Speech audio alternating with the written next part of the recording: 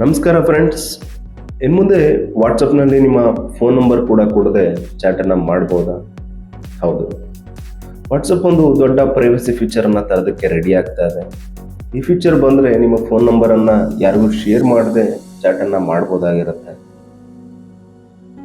ಈ ಫೀಚರ್ ಹೇಗೆ ಕೆಲಸ ಮಾಡುತ್ತೆ, ಯಾವಾಗ ಬರುತ್ತೆ, ಯಾರಿಗೆಲ್ಲ ಉಪಯೋಗ ಇದೆ, ಕಂಪ್ಲೀಟ್ ಡೀಟೇಲ್ಸನ್ನು ಈ ವಿಡಿಯೋದಲ್ಲಿ ನೋಡೋಣ. ನಾನು ಶಿವಕುಮಾರ್, ನೀವು ನೋಡ್ತಾ ಇದ್ದೀರಾ Shivakumar stock lens YouTube channel. Tech news, reviews ಮತ್ತು ಲೇಟೆಸ್ಟ್ ಅಪ್ಡೇಟ್ಸ್ಗಾಗಿ ನಮ್ಮ ಚಾನಲ್ನ ಸಬ್ಸ್ಕ್ರೈಬ್ ಮಾಡಿಕೊಳ್ಳಿ.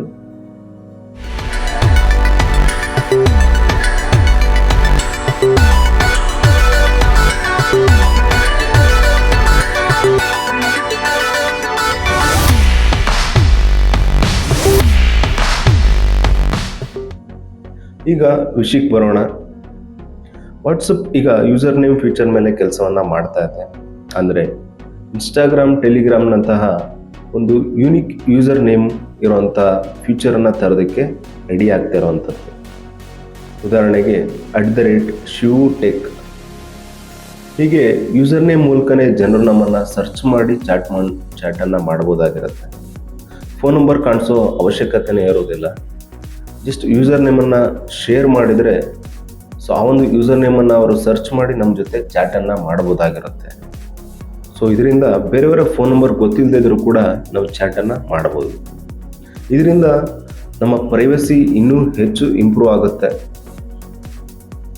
ಈ ಫೀಚರ್ ತುಂಬಾ ಉಪಯೋಗ ಆಗುವಂಥದ್ದು ಕಂಟೆಂಟ್ ಕ್ರಿಯೇಟ್ ಮಾಡೋರಿಗೆ, ಬಿಸ್ನೆಸ್ ಓನರ್ಸ್ಗೆ, ಫ್ರೀಲಾನ್ಸಿಂಗ್ ಮಾಡೋವಂಥವರಿಗೆ, ಆನ್ಲೈನ್ ಸೆಲ್ಲರ್ಸ್ ಆ್ಯಂಡ್ ಸ್ಟೂಡೆಂಟ್ಸ್ಗಳಿಗೂ ಕೂಡ ಇದು ತುಂಬಾ ಹೆಲ್ಪ್ ಆಗುವಂಥದ್ದು.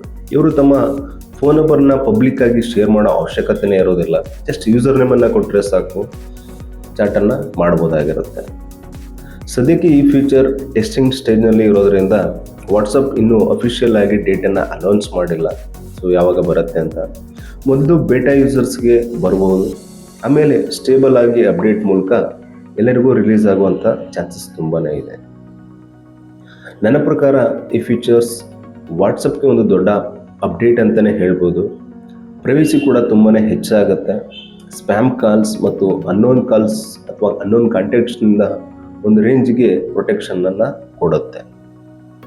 ಆದರೆ ಈ ಫೀಚರ್ ಲಾಂಚ್ ಆದ ನಂತರ ಹೇಗೆ ಕೆಲಸ ಮಾಡುತ್ತೆ ಅನ್ನೋದನ್ನು ನಾವು ಕಾದು ನೋಡಬೇಕಾಗಿದೆ. ಈ ಹೊಸ ವಾಟ್ಸಪ್ ಫೀಚರ್ ಬಗ್ಗೆ ನಿಮ್ಮ ಅಭಿಪ್ರಾಯ ಏನು? ಯೂಸರ್ ನೇಮ್ ಫೀಚರ್ ಬೇಕಾ ಬೇಡವಾ? ಕಮೆಂಟ್ ಬಾಕ್ಸ್ನಲ್ಲಿ ತಿಳಿಸಿ.